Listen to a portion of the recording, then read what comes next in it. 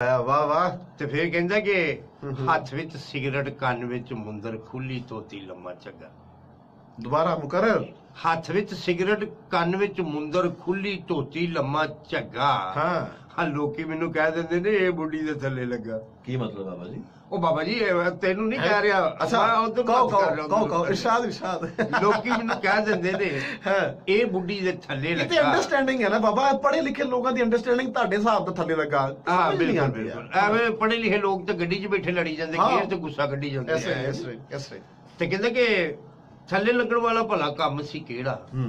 ਉਹ ਕਰਦੀ ਆ ਹਾਂਡੀ ਰੋਟੀ, ਮੈਂ ਧੋ ਲੈਣਾ ਵਿਹੜਾ। ਹਾਂ ਤੇ ਪਾਣੀ ਦੇ ਵਿੱਚ ਏਦਾਂ ਫਿਰਨਾ ਜਿਉਂ ਰਾਵੀ ਵਿੱਚ ਖੱਗਾ। ਵਾਹ। ਲੋਕੀ ਮੈਨੂੰ ਕਹਿ ਦਿੰਦੇ ਨੇ ਇਹ ਬੁੱਢੀ ਦੇ ਥੱਲੇ ਲੱਗਾ। ਬਾਬਾ ਬੁੱਢੀ ਦੇ ਥੱਲੇ ਲੱਗਾ। ਵਾਹ ਵਾਹ। ਬੁੱਢੀ ਵਿੱਚ ਆਖਰ ਰੱਬ ਸੋਹਣੇ ਦਾ ਜੀ ਹੈ। ਬੇਸ਼ੱਕ ਇਹਦੇ ਨਾਲ ਕਰਾਈਏ ਕੰਮ ਤੇ ਹੁੰਦਾ ਕੀ ਹੈ। ਉਹ ਮੇਕਅਪ ਕਰਕੇ ਸ਼ੌਪਰ ਫੜ ਕੇ ਜਾਂਦੀ ਜਦੋਂ ਬਾਜ਼ਾਰ ਹੈ।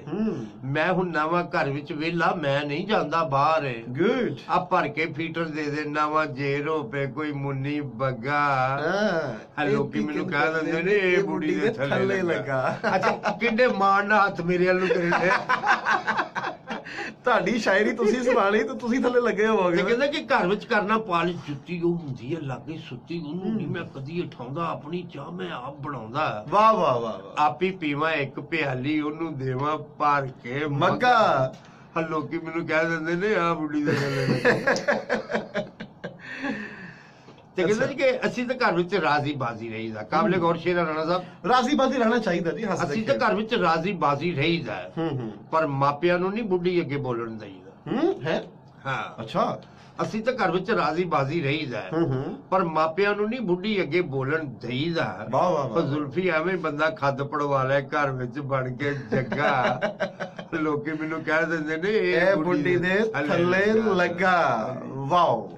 ਔਰ ਜੀ ਇਹ ਸਾਡੇ ਕੋਲ ਨਾ ਇੱਕ ਦੋਸਤ ਨੇ ਸਾਡੇ ਫੈਸਲਾਬਾਦ ਸਰ ਸੈਦ ਟਾਊਨ ਮੋਮਨਾਬਾਦ ਗਲੀ ਨੰਬਰ 4 ਚੋਂ ਸਲੀਮ ਸਾਹਿਬ ਨੇ ਜੀ ਤੋਂ ਕਹਿੰਦੇ ਸੀ ਕਿ ਬਾਬਾ ਜੀ ਮਜ਼ਾ ਆ ਜਾਂਦਾ ਜਦੋਂ ਤੁਹਾਡੇ ਬੋਲਦੇ ਹੋ ਨਾ, ਤੇ ਜੀ ਕਰਦਾ ਕਿ ਤੁਹਾਡੇ ਨਾਲ ਰਲ ਕੇ ਬੋਲੀਏ, ਪਿਆਰੀ ਤੇ ਮਿੱਠੀ ਜੀ ਕਰਦਾ ਕਿ ਅਸੀਂ ਬੁੱਢੀ ਦੇ ਥੱਲੇ ਲੱਗ ਜਾਈਏ।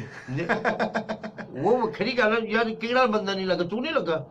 ਨਹੀਂ ਅੱਜ ਘਰ ਜਾ ਕੇ ਪਤਾ ਕਰੀ ਫਿਰ ਜੇ ਤੈਨੂੰ ਮਾਰਨਾ ਪਈ। ਜਾਓ ਬਾਬਾ ਜੀ ਜਾਓ। ਲੈ ਅਸੀਂ अंडरस्टैंडिंग में रही था, तल्ला नहीं लगी था।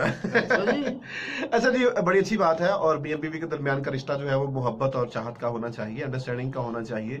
और ये चीजें जो है वो जितना हमारी दोनों की मियां बीवी के आपस में खुल के होंगी उतना ही इसके एक्सप्रेशन होंगे। यानी जैसा साड़ी आपस में खुली डुली गलबात है ਹੁਣ ਸਾਨੂੰ ਤਾਂ ਇਹ ਨਹੀਂ ਨਾ ਕੋਈ ਕਹਿ ਸਕਦਾ ਵੀ ਅਸੀਂ ਇੱਕ ਦੂਜੇ ਥੱਲੇ ਲੱਗੇ ਹਾਂ। हाँ ये बात भी ठीक कह रहे हैं, ठीक कह रहे हैं बाबा जी। ਤੇ ਇਸ ਤਰ੍ਹਾਂ ਬੰਦੇ ਨੂੰ ਰਹਿਣਾ ਬਹਿਣਾ ਚਾਹੀਦਾ।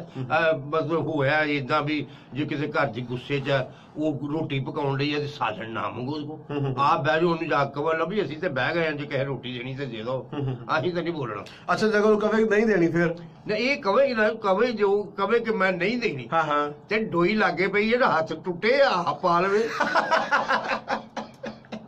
यानी काल अंडरस्टैंडिंग है। यानी बीवी कह देती कि नहीं देनी भाई, नहीं देनी जाओ। हाँ हाले ये कवे ना कि मैं रोटी नहीं पकाउनी।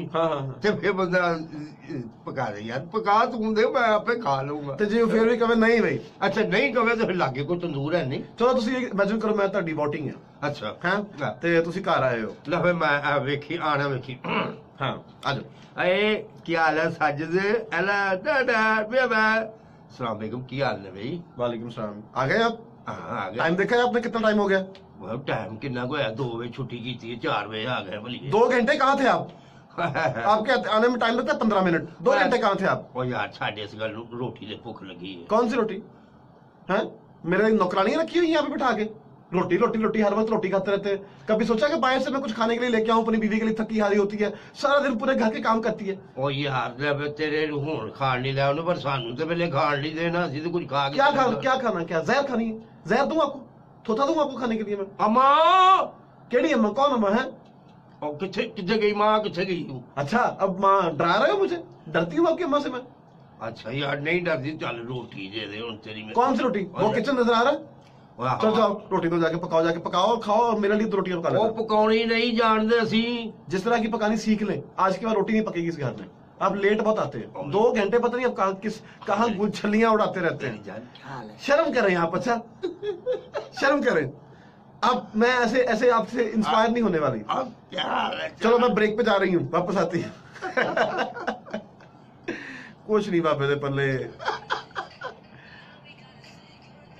और जी बढ़ते हैं छोटे से ब्रेक की जाने, वापस आते हैं और मियां बीवी का ये सिलसिला जो है, किस्सा है इनका दोबारा जो है वो स्टार्ट करते हैं। हाफिज अमजद भाई शुक्रिया, अहमद न्याजी आपका भी शुक्रिया, एहसन नईम अमेरिका से आप ही, हाजरा बतूल थैंक यू वेरी मच, आप लोगों ने भी ज्वाइन किया, तमाम तर लोगों ने जिन्होंने हमें फेसबुक पे भी ट्यून किया, ज्वाइन किया, आपका भी बहुत शुक्रिया। आज जड़ा अहमद न्याजी हो ना, और बच्चे ये अच्छा ऐसा कह रहा है कि बच्चे ये शो ना देखे। अच्छा इन्हें अज वेख के ना तैनू बीवी बनया ते ये भुल गया